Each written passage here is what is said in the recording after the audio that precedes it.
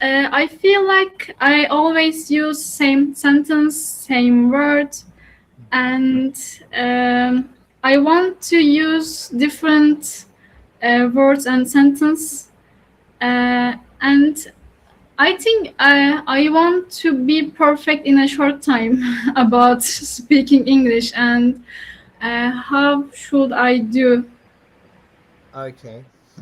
I So, I I mean I want to create a proper plan and stick to the plan every day. right. Okay. That's good.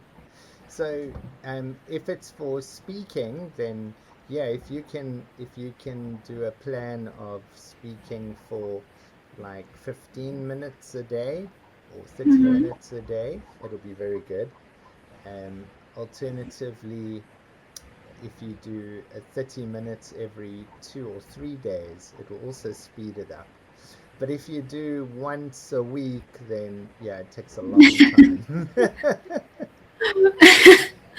So maybe instead of doing 1 hour lessons, break it up into 30-minute lessons and do, you know, over 2 days, 1 hour. So 30 minutes one day, 30 minutes another. Or, um, or 15 minutes 4 times a week.